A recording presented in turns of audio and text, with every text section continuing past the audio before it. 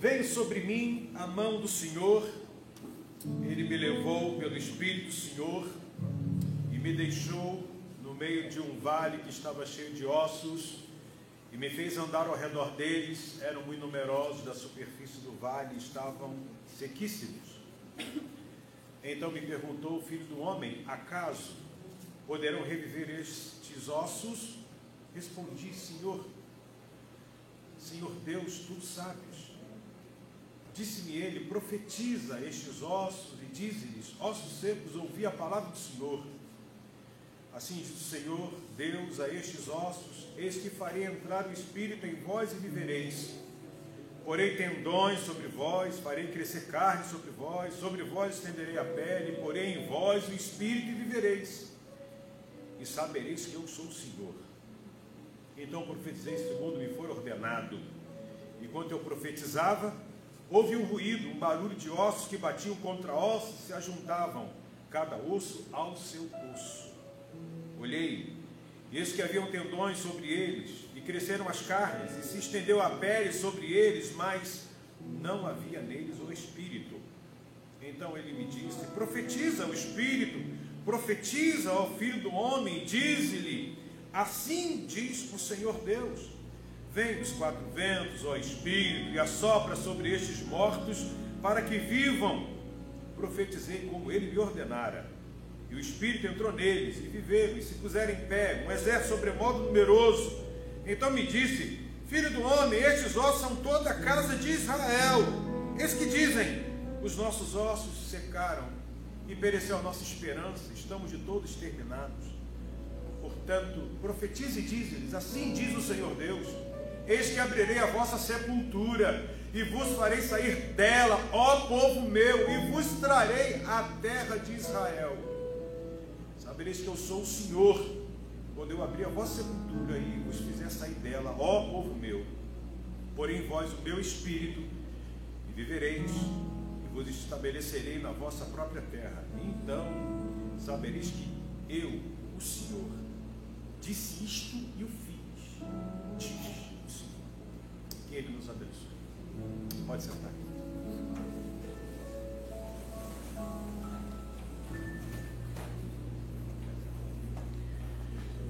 Meus irmãos,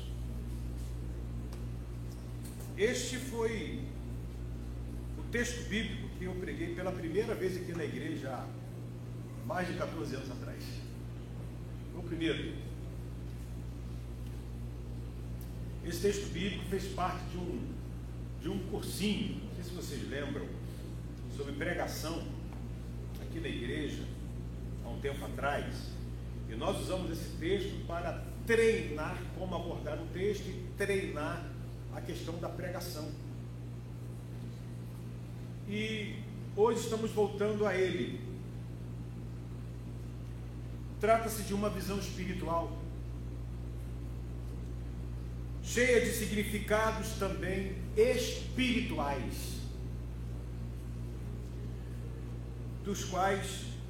dentre os quais destacamos duas questões que eu queria conversar com os irmãos aqui nesta manhã. Quem somos e como estamos, e como Deus fez e como Deus faz. Vamos tentar, com a luz que esse texto nos fornece, pensar nessas proposições. Quem somos, como estamos, como Deus fez, como Deus faz.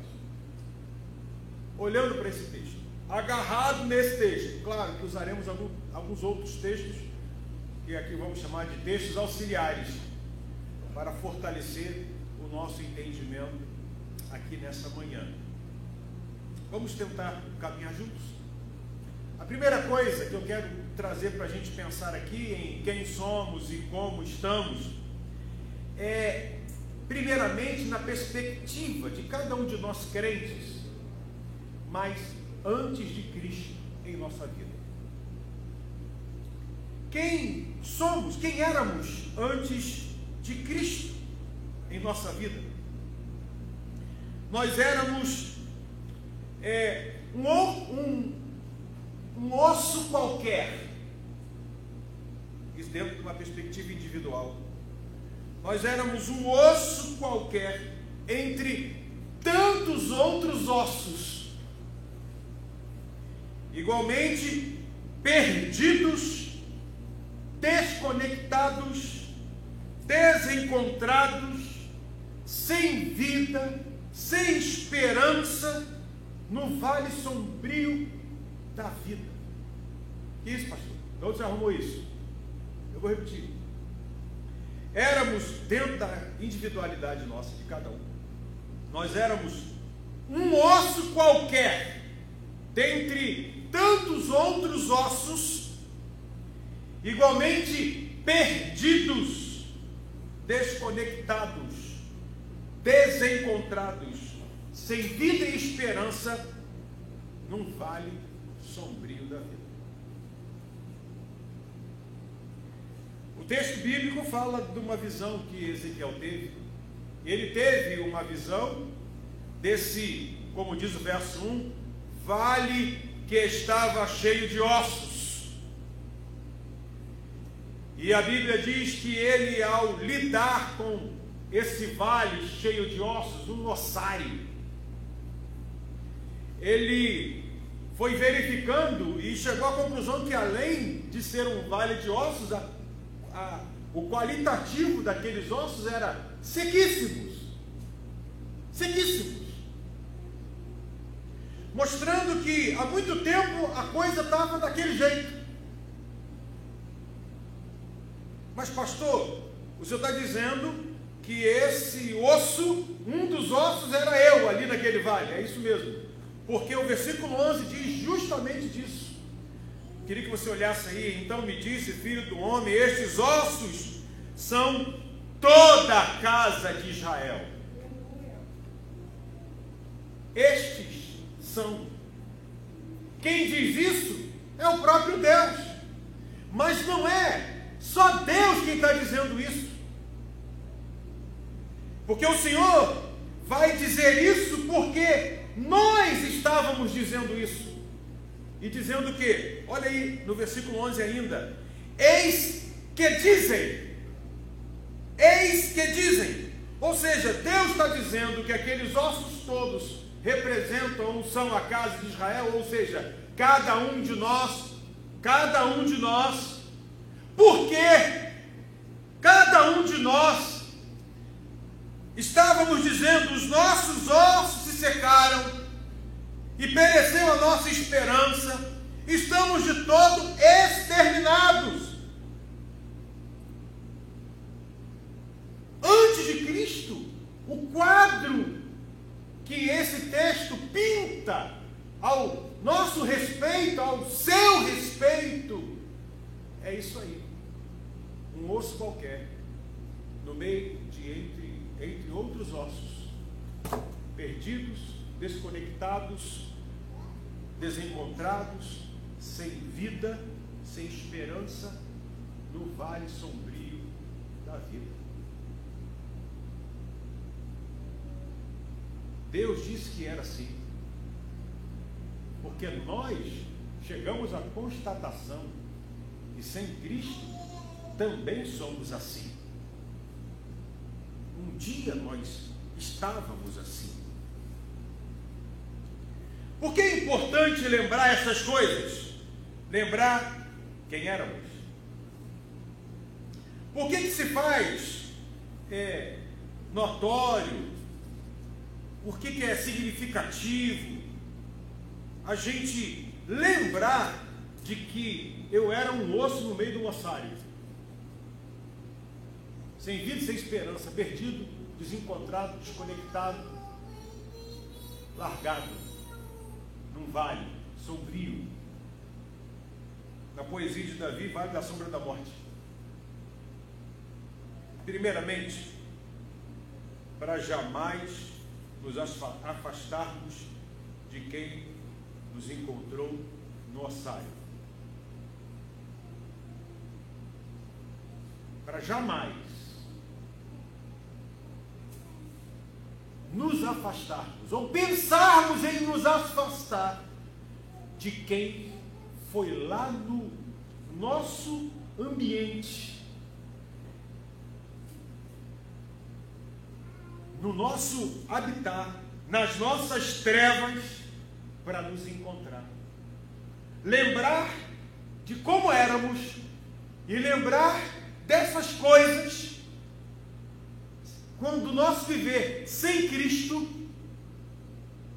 e hoje com Cristo, amados, é para jamais nos esquecer de quem nos tirou de lá. Quem um dia esteve perdido, sabe o que é viver perdido. E sabe quem o encontrou. E ter o entendimento, ter o pensamento acerca dessas coisas, nos ajuda para jamais pensar, nem pensamento, se afastar de Deus. E você sabe como uma pessoa se afasta de Deus. Nós temos o exemplo do próprio apóstolo Pedro, que próximo à crucificação de Jesus, diz a Bíblia que ele se destaca do grupo dos apóstolos. Ou seja, ele se destaca da comunhão dos irmãos.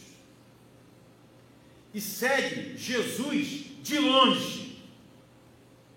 E por seguir Jesus de longe, ele vai arrefecendo, ele vai esfriando, ele vai perdendo o calor. Mas ele está seguindo Jesus, pastor, mas é de longe, diz a Bíblia. É de longe.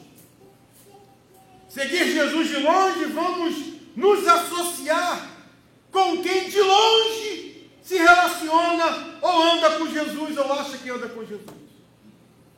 Diz a Bíblia que Pedro, ele se associou com os serventuários. Os serventuários eram aqueles que bateram em Jesus, espancaram em Jesus, maltrataram Jesus. Aqueles que falam mal de Jesus. Aqueles que puseram venda nos olhos de Jesus, deram um tapa na cara dele e disseram: profetiza agora quem foi que te bateu. Profetiza. Zombaram do mestre. Quando a gente segue Jesus de longe, a gente corre o risco de nos associar com situações assim. E você sabe que Pedro negou Jesus neste episódio 3 vezes. Então lembrar de quem você era, trazer de novo a sua memória quem você era um mocinho qualquer, perdido nas trevas,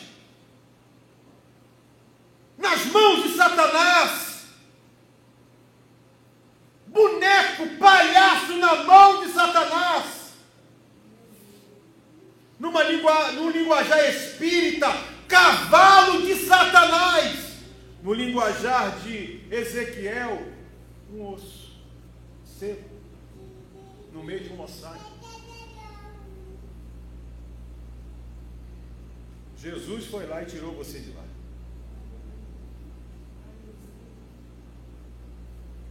Então lembrar disso é para você jamais se esquecer, se afastar de quem foi atrás de você.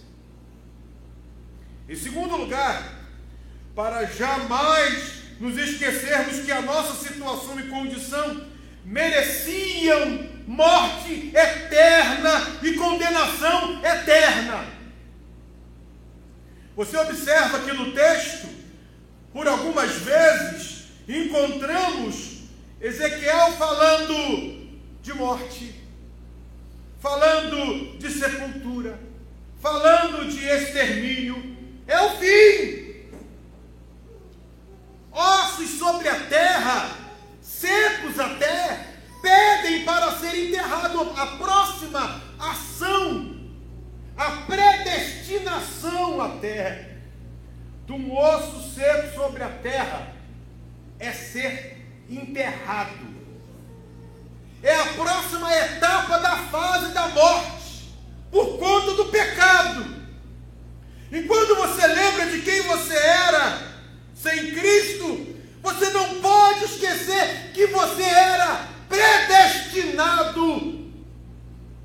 morte eterna, a condenação eterna. Mas Deus, sendo rico em misericórdia, por causa do seu grande amor para conosco, nos deu vida. Nos deu vida. Ele só não nos encontrou e jamais podemos nos esquecer desse encontro. Mas nesse encontro Ele estabeleceu a vida e cancelou o escrito da condenação eterna, da nossa dívida, que já estava lavrada por conta do nosso pecado, do meu pecado e do teu pecado. Ele foi lá, assumiu a nossa culpa. Ele foi lá, sobre a amarga cruz, como cantamos aqui, e se ofereceu para libertar com aquele osso e dar vida a esse osso. Jamais podemos nos esquecer, nos afastar desse Deus e nos esquecer da nossa situação e condição que merecíamos o afastamento eterno de Deus. Em terceiro lugar, por que lembrar de quem éramos? Um osso qualquer no meio do vale, no encontro dos desencontrados, dos perdidos, sem esperança e sem vida, para jamais deixarmos subir ao nosso coração, jamais deixarmos subir ao nosso coração qualquer ostentação, qualquer orgulho espiritual, qualquer vaidade, qualquer presunção na vida, nos dias atuais, hoje como crentes, e nos dias vindouros. Jamais. Jamais. Nós não fomos encontrados, nós não recebemos vida para hoje nos ostentar por isso. Nós não fomos encontrados naquela situação triste, deprimente, arrasada, a expressão da morte, no ambiente de morte, e experimentando a própria morte, aguardando o próximo passo, a condenação eterna. Nós não fomos tirados disso para hoje ficar achando que eu sou crente, com o nariz empinado. Eu tenho algum mérito, algum privilégio, algum direito, alguma coisa que, amados, por direito, todos nós, sem exceção, merecíamos por nossa condição o inferno. Todos nós. Aí entra aquele que nos encontrou, aí entra aquele que nos transformou, aí entra Jesus na cruz para dizer que o mérito é todo dele e não nosso. Estamos aqui, amados irmãos, pelos méritos de Jesus, que morreu naquela cruz por nós. Espiritualmente falando, essa reunião está coberta por uma camada do sangue de Jesus, para que nem eu e nem você fiquemos vaidosos, metida besta, ou deixando esses sentimentos subirem ao nosso coração. Vou repetir, subirem ao nosso coração, porque esse sentimento de orgulho, de vaidade, de presunção, dessas coisas todas que são coisas da carne, essas coisas vêm da nossa natureza humana, vêm do nosso pecado. Então não deixa subir isso ao teu coração. O próprio Deus disse a Caim: Caim, o teu desejo é contra ti, mas a ti cumpre dominá-lo. Talvez essa vaidade, essa ostentação, essas coisas vêm por conta da carreira cristã. Você foi ficando mais experiente, foi ficando mais cascudo, você ficando mais profissional, eclesiástico, você foi ficando mais sabido das coisas da igreja, das coisas relacionadas ao povo de Deus, e aí você foi montando na sua cabeça uma escadinha de ascendência. Você foi criando em você uma coisa que eu vou lá, depois eu vou lá, depois eu vou aquilo. Daqui a pouco você está querendo ser vice-deus. Daqui a pouco você está querendo ser Jesus Júnior. Daqui a pouco você está querendo ser alguma coisa. E Jesus te encontrou naquele ossário.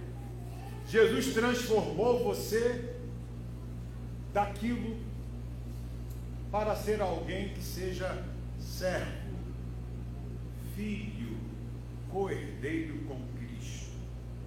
Lembrar da nossa vida antes de Cristo nos faz pensar, trazer no nosso coração que jamais,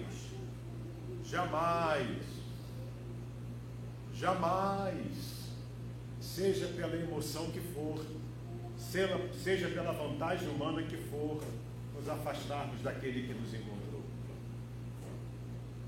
Pensar quem éramos antes de Cristo é pensar que jamais devemos esquecer da nossa condição espiritual. Nós merecíamos o inferno. Pensar quem éramos em Cristo serve para que jamais deixemos subir ao nosso coração sentimentos de orgulho espiritual, de vaidade, ostentação, que às vezes acontecem no meio da caminhada. Jamais, nem nos dias atuais, nem no dia futuro. Jamais. Tem muita gente se ajoelhando para Satanás em troca de alguma coisa nessa vida. Satanás continua mantendo a mesma estratégia de sempre, como fez com Jesus. Transforma pedras em pães.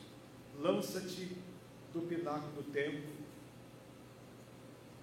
que está escrito: aos teus anjos darás ordens a teu respeito. Dá uma ajoelhadinha aqui, eu te dou o mundo e os poderes de tudo. É só dar uma ajoelhadinha aqui. É só fazer de conta que eu vou te dar tudo. Jesus, obstinadamente, em sua missão, que era morrer na cruz, disse não a Satanás. O que te espera, meu irmão, minha irmã, não é para você uma morte de cruz. O que te espera é o prêmio da soberana vocação de Deus que está em Cristo Jesus, que nos aguarda na glória. A coroa de glória nos aguarda. Então você diz não para Satanás, você diz não para não negociar a sua fé, você diz não a qualquer outro atrativo para um grauzinho apenas se desviar da sua caminhada com Jesus, como foi Pedro negando, não foi? Jamais, jamais e jamais, porque eu sei quem eu era, eu sei em que condição eu estava.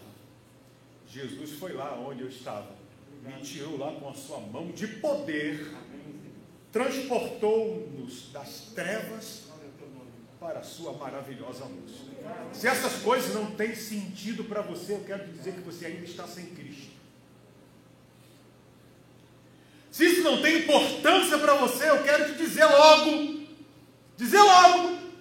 se essa coisa não faz o seu coração acelerar, se essas coisas que você ouve não mexem com você, revelam o quanto gelado você está espiritualmente, revelam o quanto desinteressado você está com a sua vida e a sua saúde espiritual, revelam o quanto você está se afastando do Senhor e ficando frio igual Pedro.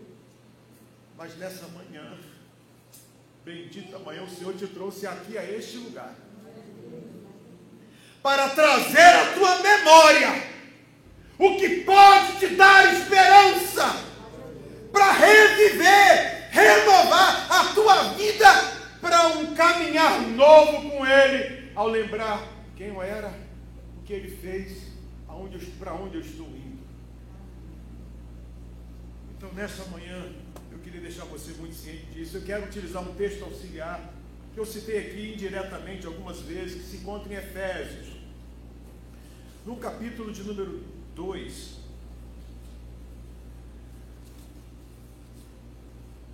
É o apóstolo Paulo trazendo numa linguagem neotestamentária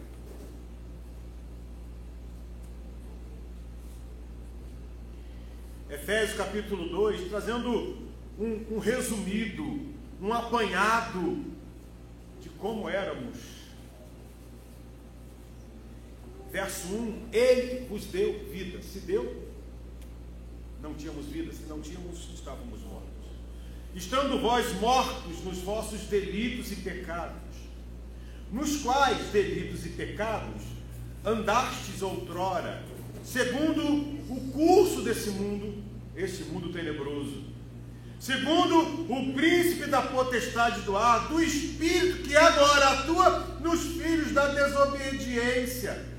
Príncipe, espírito dos filhos da desobediência. Esse príncipe e esse espírito é o diabo, é Satanás.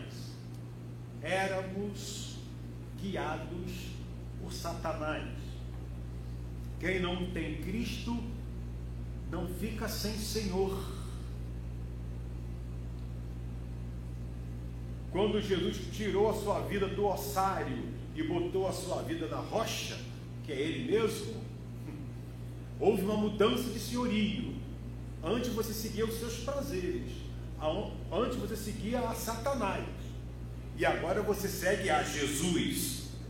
Verso 3, isso pode ser assim, uma história dos outros, né? Uma história dos outros, mas Paulo pessoaliza-nos aqui. Ele diz, entre os quais também todos nós andamos outrora, segundo as inclinações da nossa carne, fazendo a vontade da carne e dos pensamentos, e éramos por natureza filhos da ira, como também os demais. Olha como éramos. Olha o que Paulo diz a nosso respeito.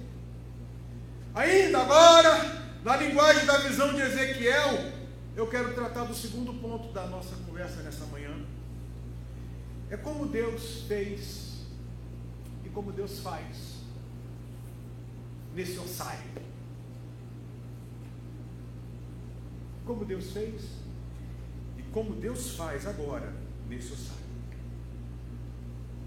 Primeiramente, Ele fez e Ele faz movido por sua compaixão e amor por nós. Não me pergunte como é que Ele consegue enxergar amor no ossário. Como é que Ele consegue amar um osso, amar alguém que é filho da ira. Não me pergunte. Não há nada atrativo num osso seco. Não há nada atrativo num monte de ossos como esqueletos desconjuntados num vale. Não há nada atrativo, não há nada interessante, não há nada que empolga, não há nada que inspira. Então como é que Ele nos ama? Ele veio ao nosso encontro com base no seu amor. Mas como é que... o que teve em nós que o atraísse tanto? É nisso aí que muitas teorias teológicas se organizam. Não, porque Ele viu os nossos olhos caramelos, Ele viu a nossa inteligência, Ele viu o nosso coração que era generoso, bondoso, Ele viu a nossa habilidade, a nossa capacidade, Ele viu assim a nossa esperteza, Ele viu como somos descolados, como somos simpáticos, como somos agregadores, como somos pessoas boas.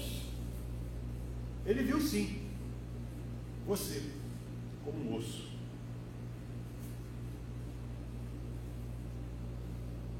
Nada de bom há, ou havia em nós, que o agradasse. Nada. Então por que ele nos amou? A motivação é a sua paixão e amor por nós. Pastor, aonde está isso na Bíblia? Está aqui, ó. Por 2 vezes, no versículo 12 ele diz, no versículo 12, portanto profetize e diz, assim diz o Senhor Deus, eis que farei abrir a vossa sepultura e vos farei sair dela. O que vem escrito aí? Ó povo meu, ó povo meu. Depois ele diz no versículo 3, sabereis que eu sou o Senhor quando eu vos abrir a sepultura e vos fizer sair dela. O que vem escrito aí? Ó povo. Ele está dizendo isso para quem?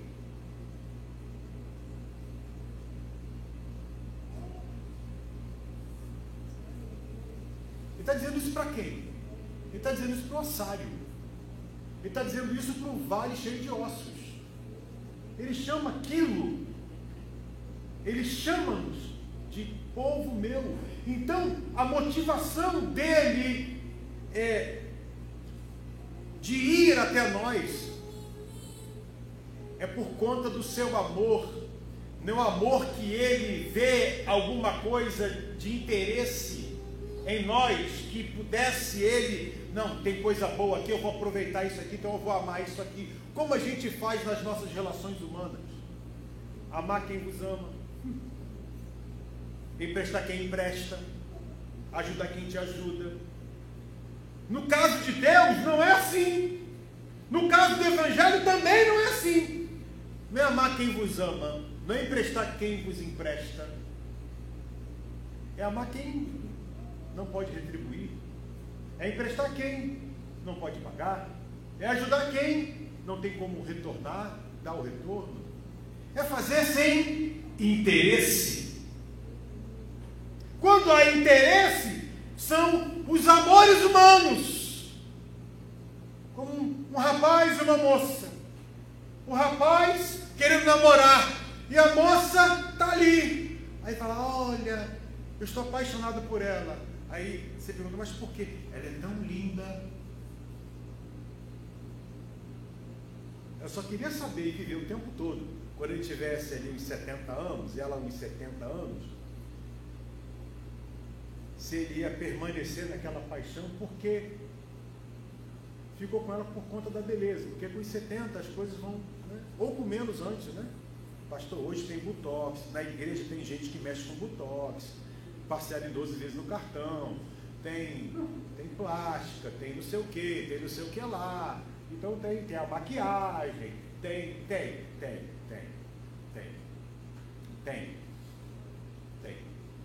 Eu conheço gente, você também conhece gente que entrou nesse caminho e hoje é deformada. Não vou falar o nome dessa pessoa não, que de repente você ganha um processo aqui.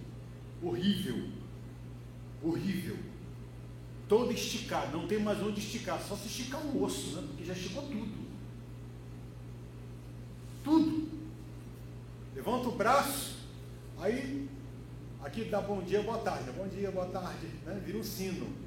Aí mete uma tatuagem aqui para esconder a cicatriz da cirurgia que fez. E aí vai. Então, atrás de uma beleza ideal, acaba encontrando uma feiura total.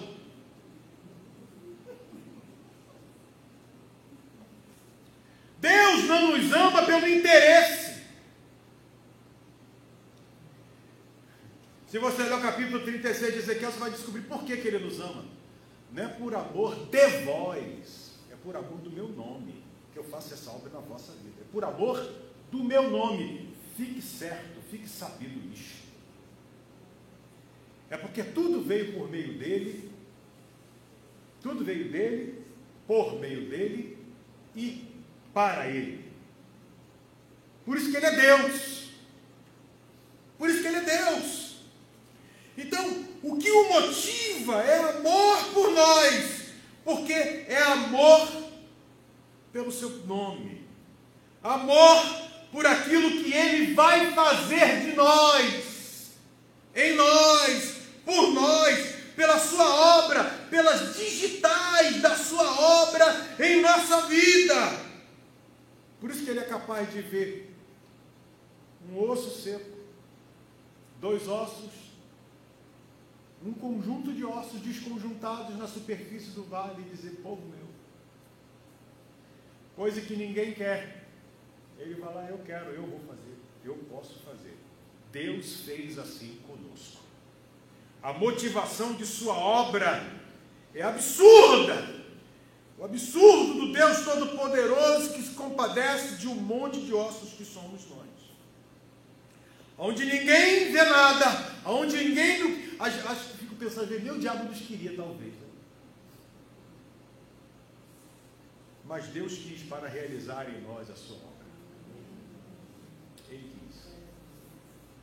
Ele chamou as coisas desprezíveis, aquelas que não são, para realizar o seu querer. Ele revela os seus segredos aos simples, aqueles que não são, para mostrar para nós que a obra dele, o objetivo do querer dele é o amor que ele tem por nós, sim, mas por causa do seu grande amor pelo seu nome. Nome que muitas vezes, como criaturas, envergonhamos.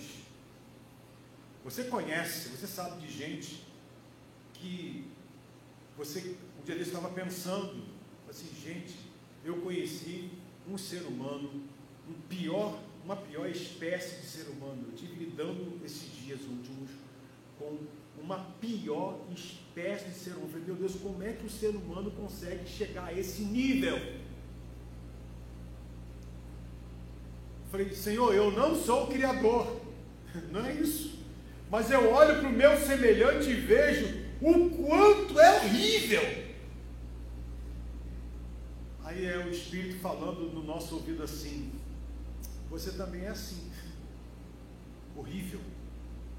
Horrível. Porque a graça de Deus nos revelou a todos. Todos pecaram. Todos pecaram. E destituídos estão da glória de Deus. Deus, Ele é movido por uma paixão, por amor, por aquilo que Ele quer fazer em nossa vida. Isso é absurdo. Segundo lugar, Ele move alguém que age em obediência por conta de estar cheio do Espírito e por conta de estar cheio da palavra, para ir ao nosso encontro. Ezequiel é um tipo de Jesus no Antigo Testamento, que significa Deus fortalece. Ezequiel, ele é levado pelo Senhor àquele vale. Veja no verso 1: veio sobre mim a mão do Senhor, Ele me levou pelo Espírito do Senhor e me deixou no meio de um vale que estava cheio de ossos, e me fez andar ao redor deles, e eram numerosos na superfície do vale, e estavam sequíssimos. Ezequiel estava lá, e de repente tem uma experiência carismática, ele é arrebatado dali, a mão de Deus vem sobre ele. Aí você poderia falar assim: caramba, agora eu vou saltitar. Se a mão de Deus é sobre mim, pastor, eu vou pular muito, eu vou dançar no Espírito, vou falar muito mistério, vou falar em língua estranha. A mão do Senhor veio sobre mim. Mas só que dessa vez a mão do Senhor veio sobre Ezequiel com o objetivo de levar Ezequiel à realidade humana, a nossa realidade, a tua realidade. Ele foi ser confrontado com a realidade humana dele mesmo e de cada um de nós. Por isso que a mão veio, porque se a mão não viesse, ele não iria, porque a mão do Senhor o leva, o Espírito do Senhor o leva, o Espírito do Senhor o deixa, porque se não o deixasse lá, ele correria de lá, e mais, se não fosse a mão do Senhor, se não fosse o Espírito do Senhor, Senhor. Se não fosse o Senhor movendo a vida dele, ele não andaria entre os ossos. Ele andou entre os ossos. Ele verificou que estavam sequíssimos.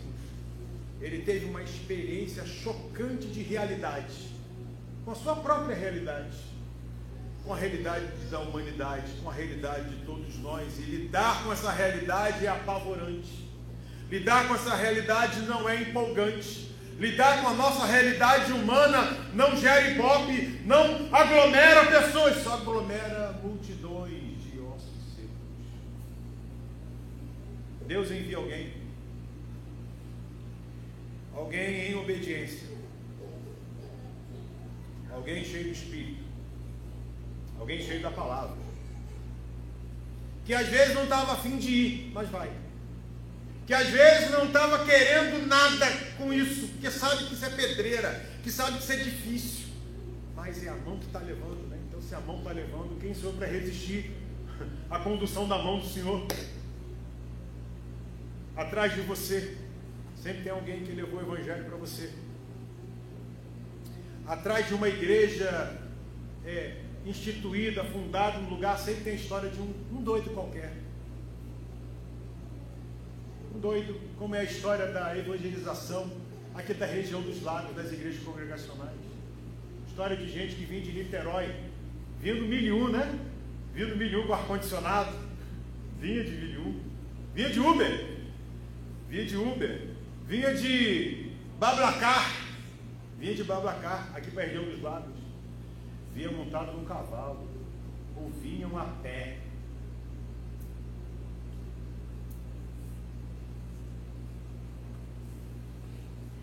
Eram os Ezequiéis que Deus movia. Essa área aqui toda era beira da Lagoa de Araruama. Beira da Lagoa de Araruama, que eram salineiras, que eram lugares que ninguém queria. Terreno aqui, há alguns anos atrás, 40, 50 anos atrás, não valia nada. Ou seja, gente que saía lá de Niterói, da região metropolitana do Rio de Janeiro, e vinha para cá, para uma terra que ninguém dava nada. Montado a cavalo, ou a pé, para poder pregar o Evangelho, para poder ser profeta de Deus, porque Deus havia incomodado alguém para chegar aqui, para pregar o Evangelho para alguém pregar o Evangelho para mais alguém. E atrás de você sempre tem a história de um Ezequiel que a mão de Deus levou, que deixou, que fez andar. Ninguém nasce crente, viramos crentes porque Deus enviou alguém para falar dele para nós. Um vizinho chato, um colega de trabalho enjoado, alguém que vê o que ninguém vê, alguém que é guiado pelo Espírito, alguém que é cheio da palavra. Ele move alguém, ele trata com alguém para lidar com a sua secura, para lidar com a sua falta de vida, para lidar com as suas mortes, para lidar com os seus desesperos, com suas tentativas de suicídio, para lidar com as suas depressões, para lidar com as suas trevas internas, com as suas sombras. Ele envia alguém. Deus envia alguém que podia cuidar de outras coisas da vida, mas que se colocou nas mãos de Deus, e as mãos de Deus trouxe a você uma boca para falar dele contigo. Aí o outro espanto, porque somente alguém cheio da palavra, somente alguém cheio do Espírito comunica-se com alguém que é o quê? Um osso qualquer. Fala com o osso. Gente, você fala com o osso? Manu, você fala com o osso? Quem fala com o osso? Quem conversa com o morto? Quem conversa? É doido. A pregação do Evangelho é loucura dos homens, para os homens. falar com os ossos. Deus falou para Ezequiel: profetiza aos ossos, diz: ossos secos, ouvir a palavra de Deus. Osso não tem ouvido, mas a palavra de Deus faz o osso ter ouvido para ouvir. A palavra de Deus faz o osso ter coração para crer. A palavra de Deus faz o osso abrir a boca para confessar que Jesus é o Senhor. Mas ele move alguém.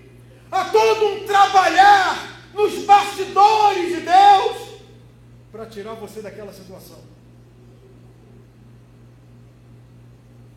Há toda uma estrutura que Deus movimenta.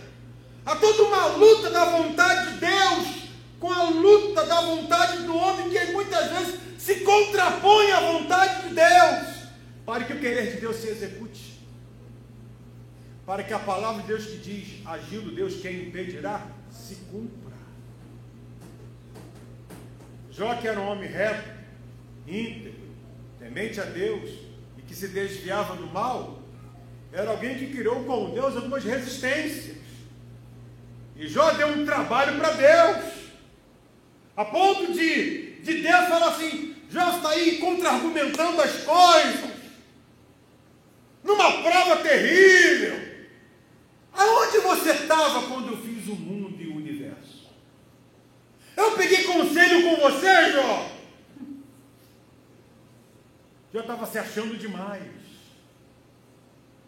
Jó estava se achando vaidoso. Jó estava achando... Ele envaideceu o seu conhecimento.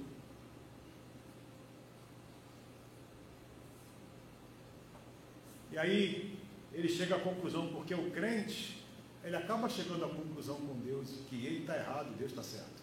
Amém, amados? Amém. Crente sempre vai dizer: Deus está certo ou errado.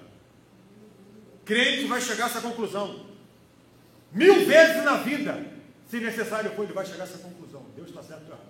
Eu estou errado. E ele falou: era coisas maravilosas demais para mim, por isso me arrependo no pó e na cinza. Vai chegar a essa conclusão. Aí quando Deus põe no coração dele para orar pelos amigos, Deus ouve a sua oração. Mas ele aceita a condução de Deus para ir à oração, porque ele já está sem reservas alguma na sua relação com Deus. Então Deus trabalhou com Ezequiel. Deus trabalhou na vida de alguém para que o evangelho chegasse a você. Quantas lutas alguém comprou espiritualmente, ganhou, quantas batalhas contra o diabo, contra o inferno foram vencidas pela pessoa que trouxe o evangelho para você, para que você gozasse a plenitude da presença de Deus na vida, crente.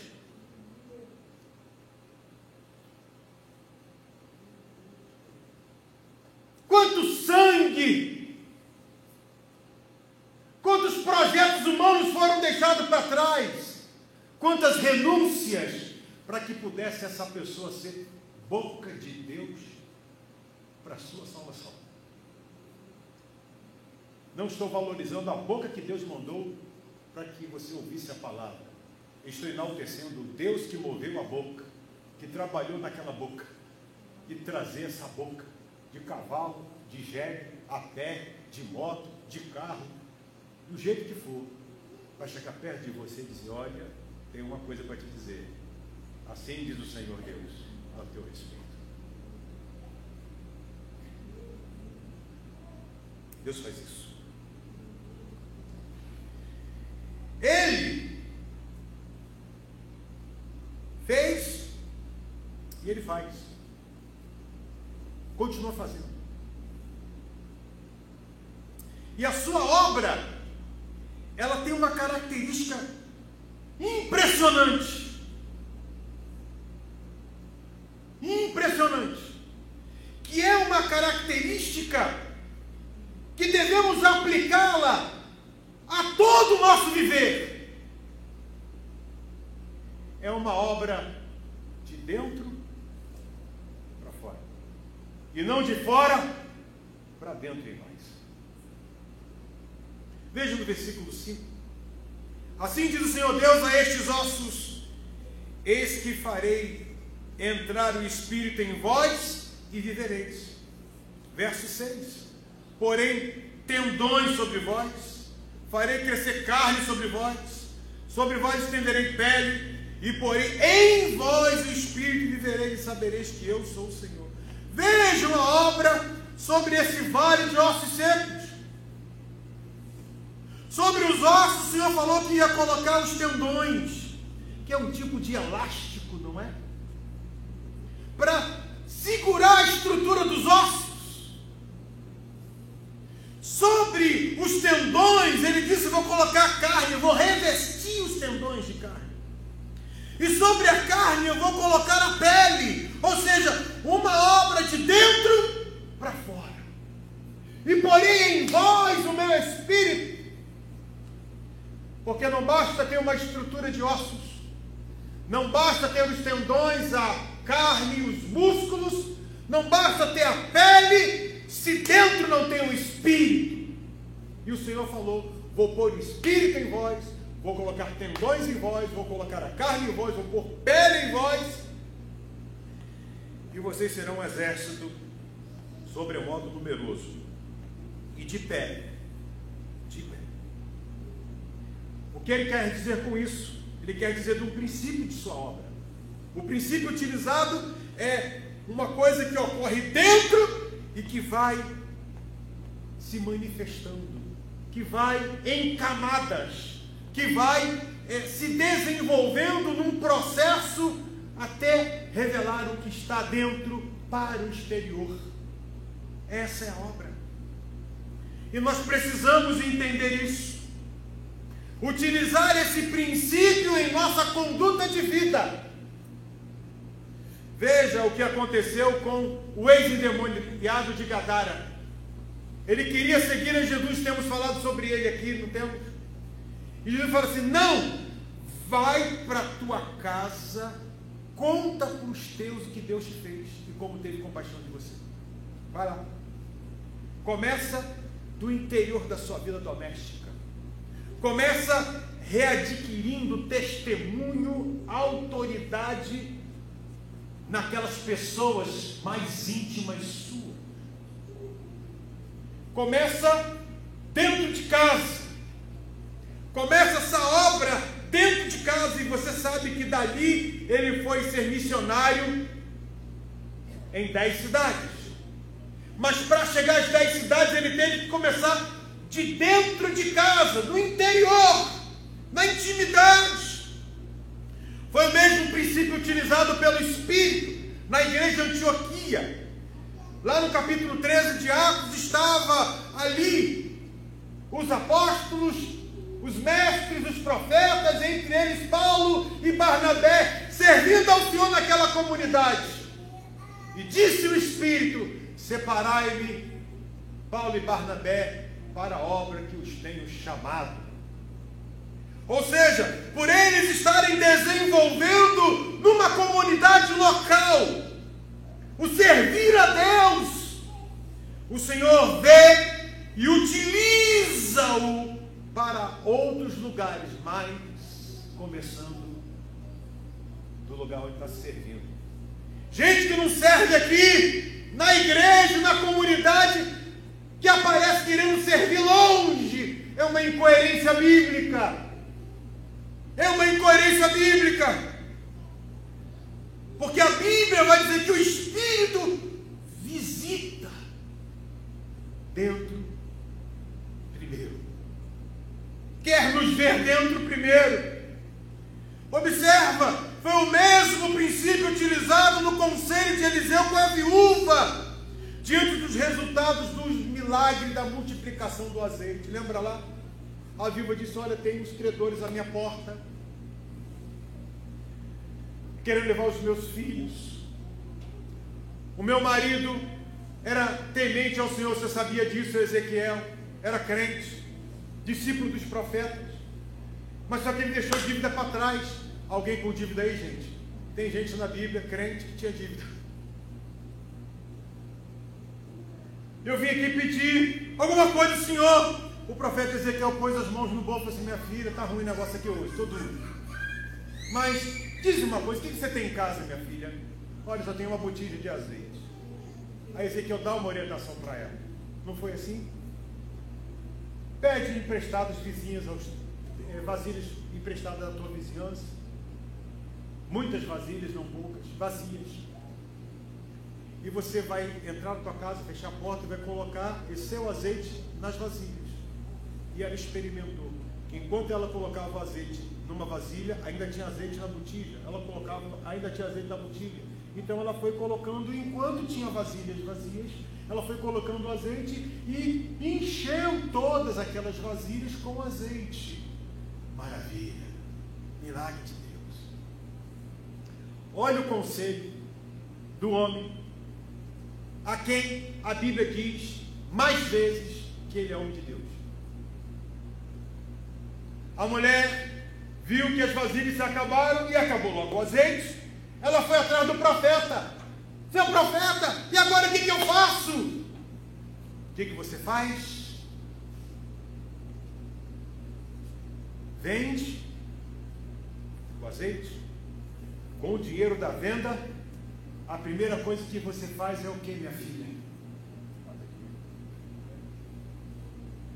Qual é a primeira coisa que ela devia fazer com o recurso do milagre de Deus? Porque trabalho, emprego é a ação de Deus na nossa vida, amém, amados?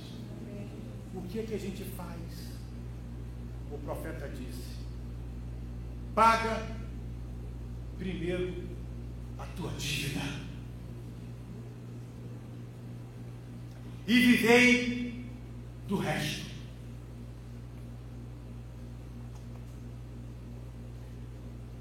O que está te incomodando primeiramente aqui, o que te fez sair de casa vir aqui, o que te fez orar, o que te fez pedir, o que te agoniou, Deus trouxe provisão. Ele trouxe a provisão. Você, vou aproveitar agora, eu vou viajar, vou aproveitar agora e vou curtir, vou aproveitar agora e fazer uma loucura que eu estou querendo, assim, sabe, dar vazão a algumas loucuras da minha ansiedade. Eu vou no shopping, vou olhar lá umas coisas, vou trocar de tênis, vou comprar um carro, vou fazer alguma coisa. A Bíblia diz: paga a tua dívida primeiro e vive do resto. Qual é o princípio implicado aqui? É o princípio de começar, pôr as coisas numa ordem bíblica, numa ordem coerente, utilizando o bom senso, não a loucura. O bom senso. Paga a tua dívida. Foi o mesmo princípio utilizado pelos apóstolos na descida do Espírito Santo. No final do Evangelho de Lucas, o Senhor disse: permanecei aonde? Cada qual na sua casa. Permanecer aonde? Cada qual no seu bem e prazer, cada qual na sua própria atividade, cada qual na sua própria escolha.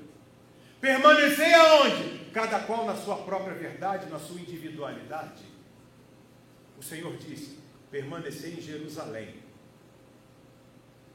até que do alto sejais revestido. Esses apóstolos e alguns outros irmãos ficaram em Jerusalém, aguardando a descida do Espírito Santo. O Senhor Jesus, antes de ser elevado às alturas, disse: mas recebereis poder ao descer sobre vós o Espírito Santo, e ser-me-eis minhas testemunhas. Aonde? Aonde vocês estão? E onde vocês estão? Jerusalém.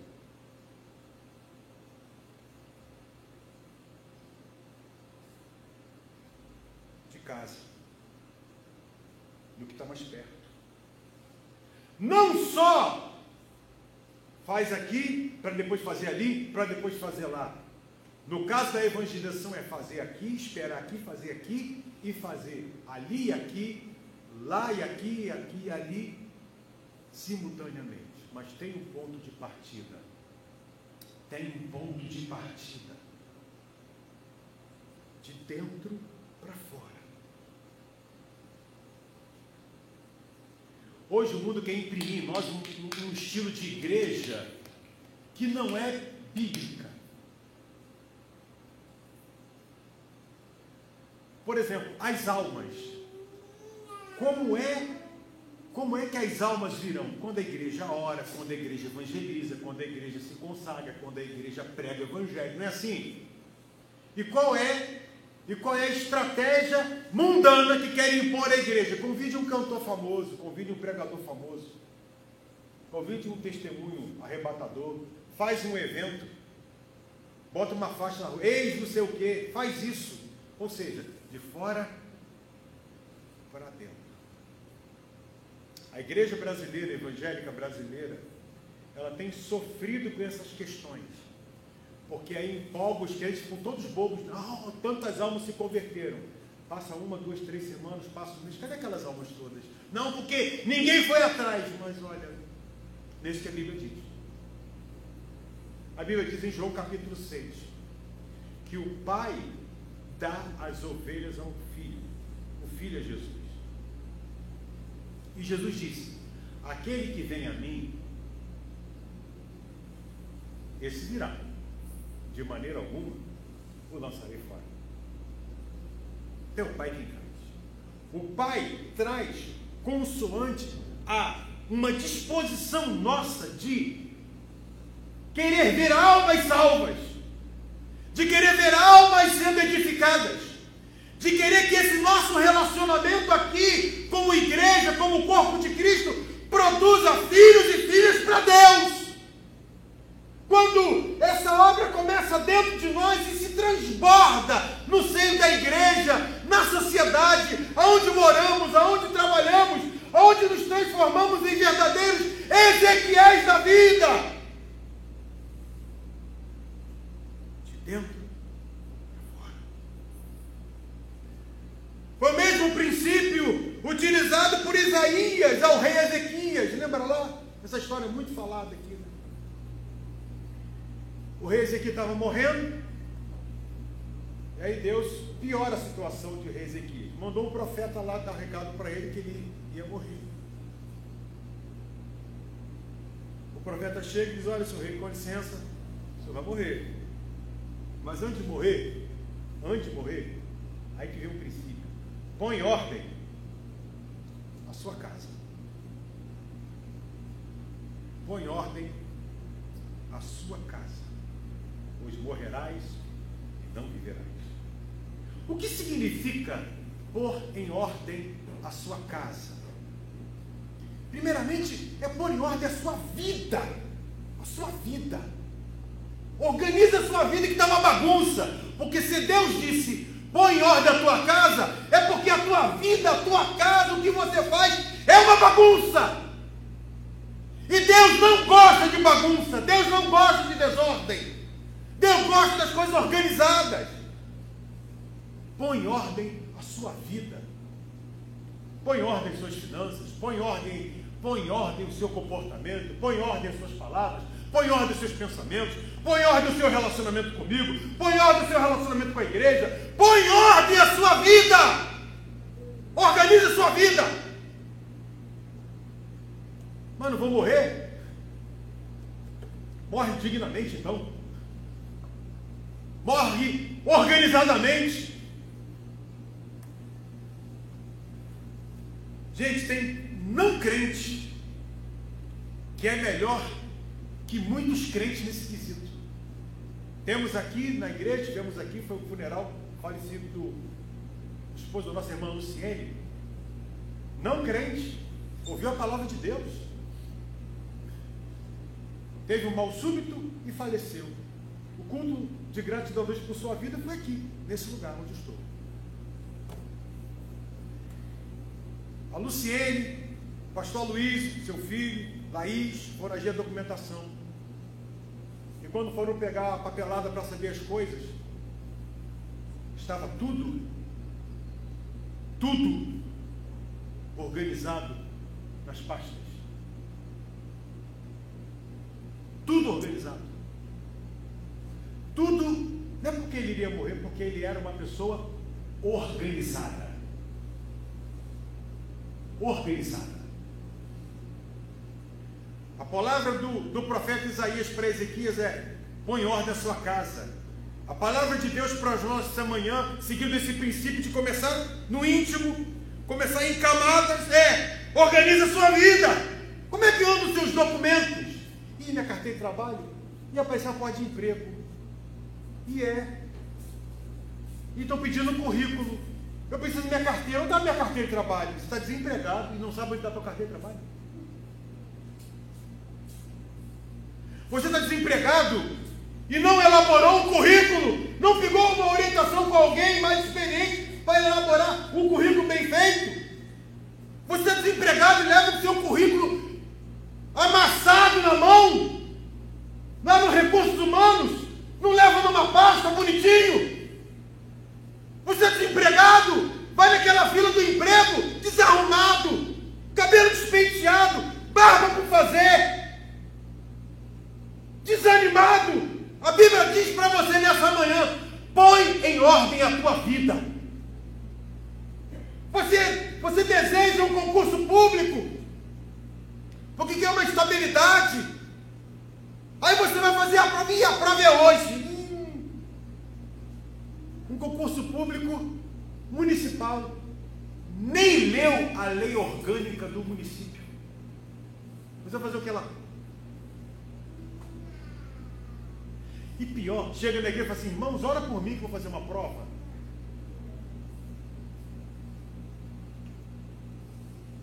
Ora por mim que eu vou fazer uma prova, onde você nem estudou. Eu conheço gente no meio evangélico, você também conhece, que deu o seguinte conselho para uma neta: minha filha, está difícil, o estudo está muito difícil, falta muito livro para ler. Minha filha, faz o seguinte, minha filha: você pega os livros, coloca debaixo do travesseiro, bota a tua cabecinha no travesseiro, dorme, que eu vou orar a Deus para que o conteúdo do livro entre na sua cabeça, mas bota os livros debaixo do travesseiro.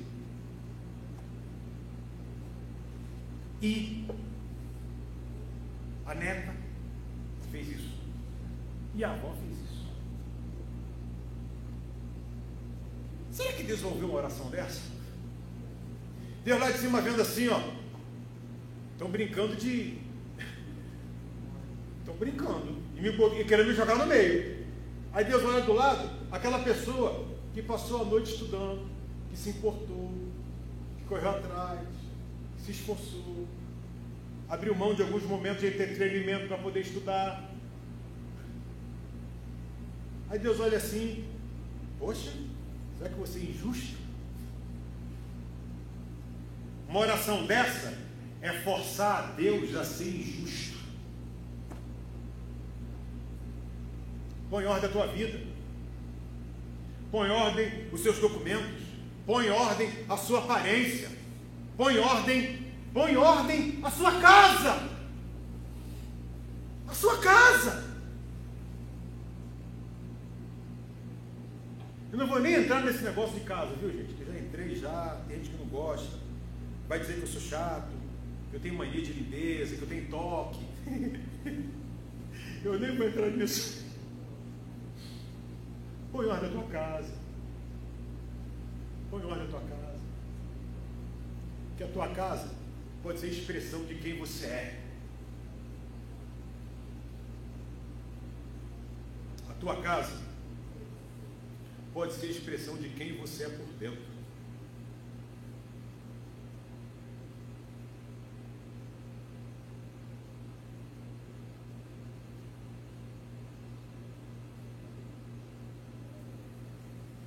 É o princípio espiritual que aplica várias coisas na nossa vida. Põe em ordem a sua casa, põe em ordem a sua vida pessoal, põe em ordem a sua vida, põe em ordem os seus documentos, põe em ordem a sua postura, põe em ordem aonde você mora, põe em ordem o seu quarto, a sua cozinha, o seu banheiro, põe em ordem o lugar que você trabalha, o lugar que você estuda, põe em ordem os seus estudos. Pare de enrolar. Você acredita em crente colando, gente, na escola? Você acredita nisso?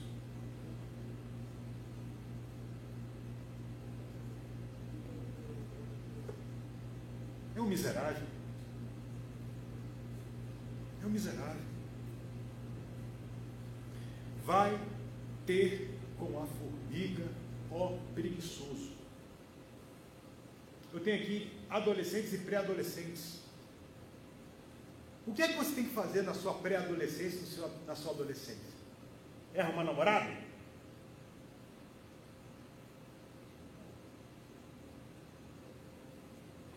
Você tem que namorar sim.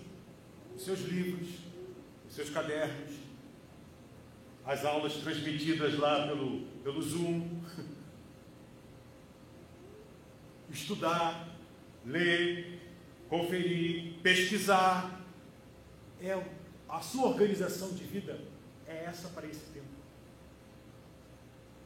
Não é pensar em namorado.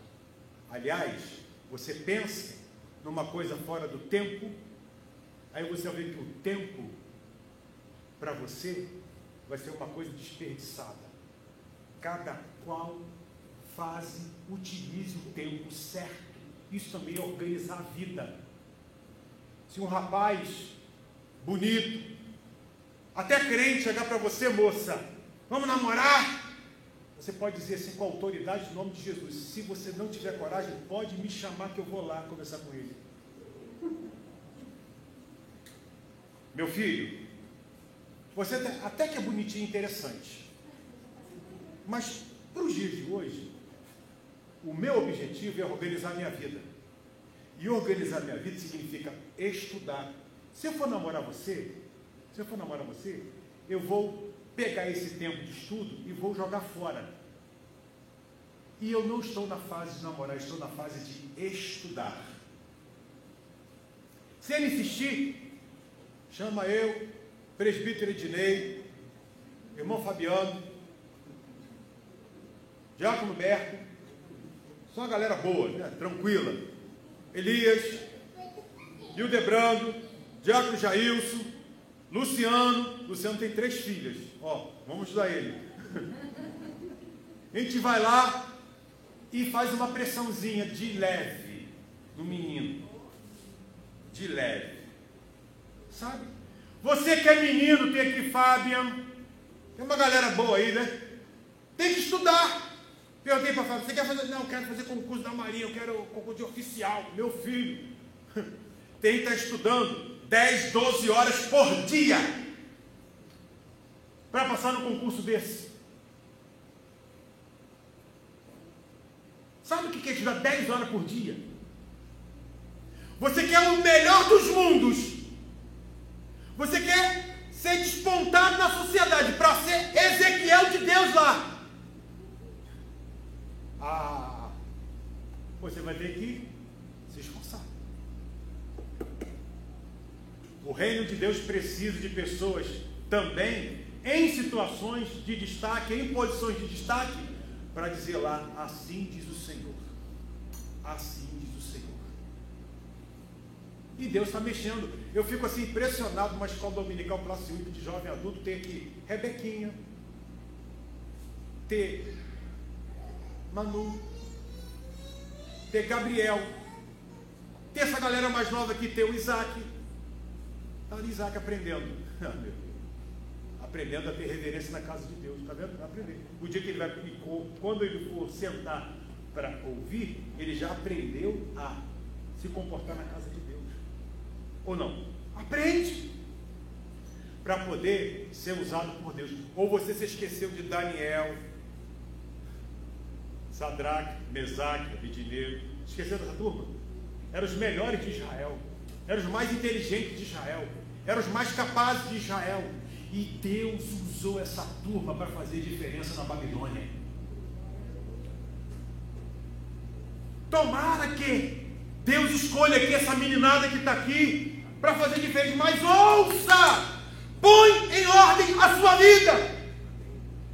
Pega as matemática, português, ciências, geografia, história. O SPB não tem mais, né, gente? O Moraes Cívico também não tem mais, né, gente? Coloca lá e estuda! Eu tenho uma irmã que é alto escalão dentro de uma força aí.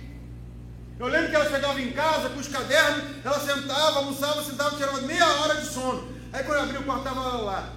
pegando o caderno dela de 10 matérias, 12 matérias ou 15 matérias e fichando.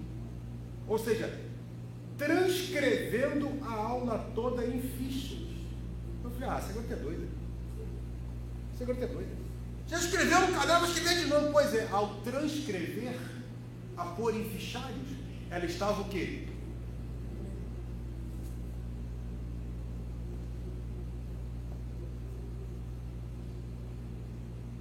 Põe ordem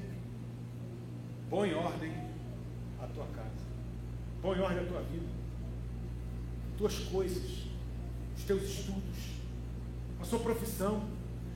Põe ordem a sua profissão para que você seja o melhor na sua profissão. Porque de medíocre o mundo está cheio, o mundo está em trevas, e nós precisamos de pessoas que se destaquem no meio dessa situação. Mas para isso, ponha em ordem. Se você for fazer pão, se você for fazer pizza, se você for fazer quentinha, tenha a melhor quentinha, o melhor pão, a melhor pizza. Se você é enfermeiro, seja o melhor enfermeiro. Se você for médico, seja o melhor médico. Se você for advogado, seja. Se você for o que for, se você for pastor, se você for missionário, procure ser e dar o melhor. Porque a palavra de Deus diz: põe ordem a tua casa, para lá você manifestar o nome do Senhor. Se você vende carvão, seja o melhor vendedor de carvão. Tenha o melhor carvão para vender.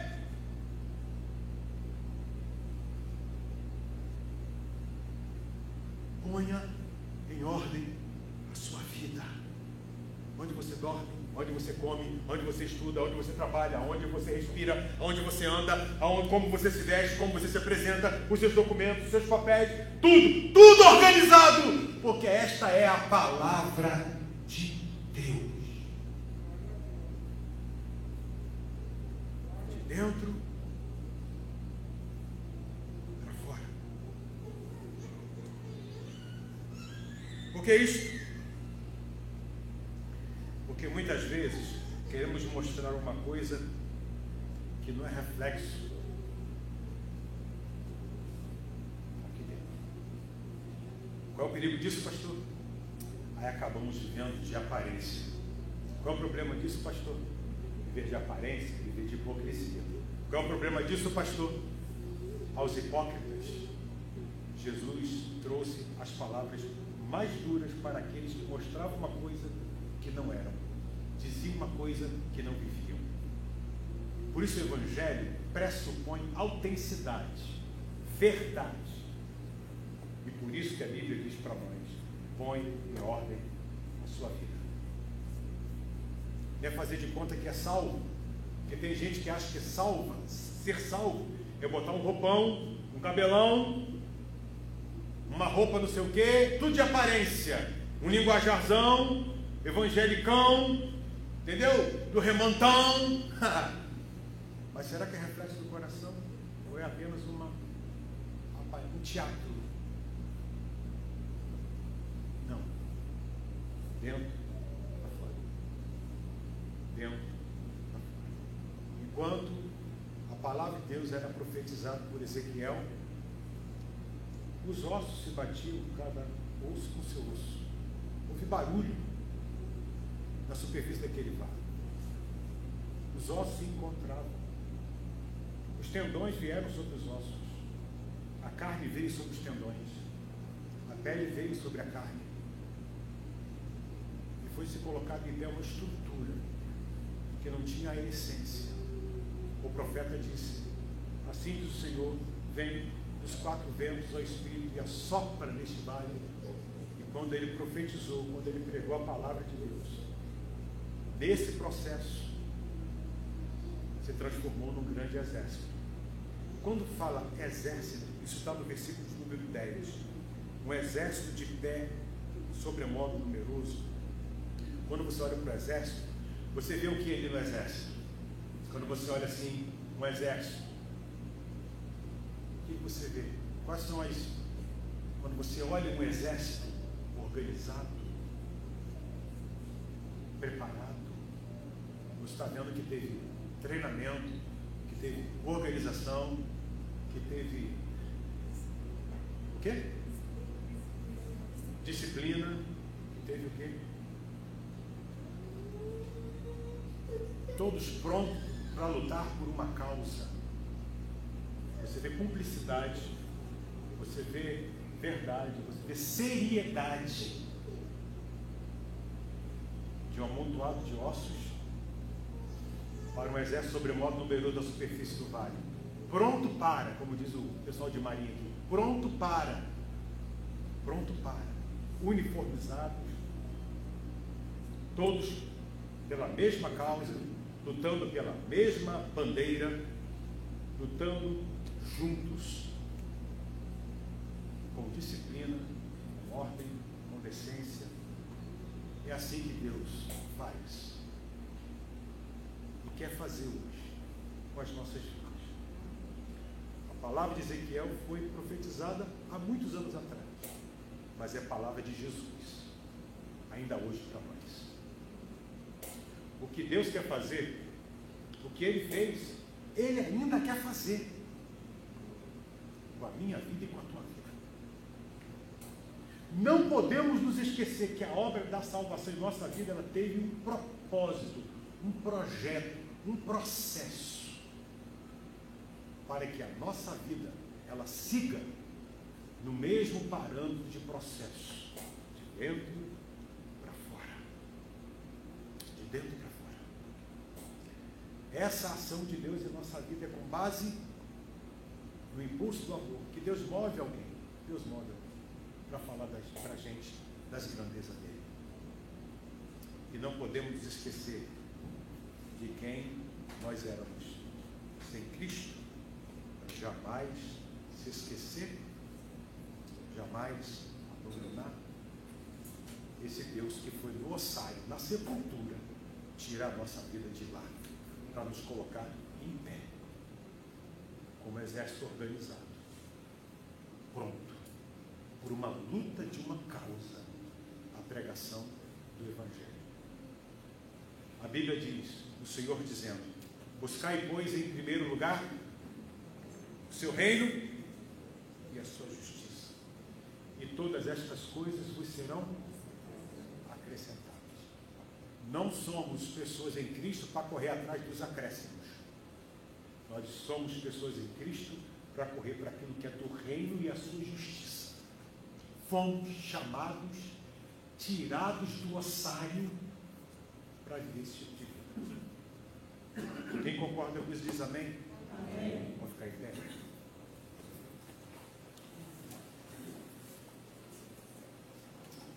Glória a Deus. Longo, né? É aquele típico sermão espada. Chato, comprido. Mas leve para casa o que o Senhor ministrou ao seu coração. E deixe essa palavra gerar vida na tua vida. Feche seus olhos, ouça a cabeça por um instante.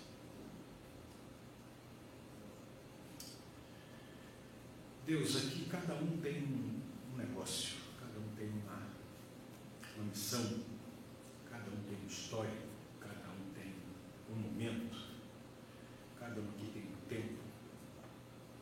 Nós estamos olhando a tua palavra aqui, analisando a tua palavra e dela tirando lições para a nossa vida. Com certeza sairemos daqui com algumas coisas. Uns sairão daqui querendo melhorar, outros sairão daqui piores, porque ninguém vai voltar daqui da mesma maneira. Ou voltará melhor, ou voltará pior. Senhor, por misericórdia, nós não queremos sair daqui piores. Não, Senhor, não queremos. Queremos que o teu nome seja glorificado em nossa vida. Queremos te agradar. Oh, Deus, queremos atender aos teus anseios. Queremos estar no centro da tua vontade. Aonde é a nossa Jerusalém? Coloca-nos, leva-nos, como o Senhor levou Ezequiel, leva-nos para a nossa Jerusalém. Ninguém vai resistir ao impulso da tua mão de poder. Tem evitado algumas coisas difíceis, tem fugido de algumas coisas outras mais complicadas, enquanto a tua mão está nos levando a sermos referenciais, teus referenciais naquela situação. Ó Deus, não deixe que suba a nossa cabeça qualquer pensamento, sentimento que o diabo nos ofereça. Não, Deus, não queremos não. Não queremos, Deus. Queremos ser tomados pelo teu Espírito Santo. Queremos ser homens e mulheres cheios de Espírito. Quando a gente voltar para casa, a gente volte com essa reflexão de que precisamos organizar a nossa vida, precisamos organizar a nossa casa, precisamos organizar as nossas coisas e dar continuidade. Continuidade. Faz isso, Senhor. Faz isso com cada um aqui. Quer na área doméstica, familiar, quer na área profissional, quer na área pessoal. Faz essa obra. Porque o Senhor gosta dessa obra feita. O Senhor gosta. O Senhor gosta. O Senhor tem prazer, o Senhor tem alegria. Então nós te pedimos que o Senhor nos abençoe com esse entendimento. Que o Senhor nos impulsione com esse entendimento. E que frutos sejam colhidos por conta do entendimento que o Senhor ministra ao nosso coração da noite e da manhã desse dia. Traga-nos logo mais à noite aqui, sob tua proteção e cuidado. Te louvamos pelo carinho da tua presença, pela ministração da tua palavra, no nome de Jesus. Amém. Amém, amados? Deixa eu despedir do pessoal aqui de casa, só um instantinho. Fique em paz, pessoal. Deus abençoe.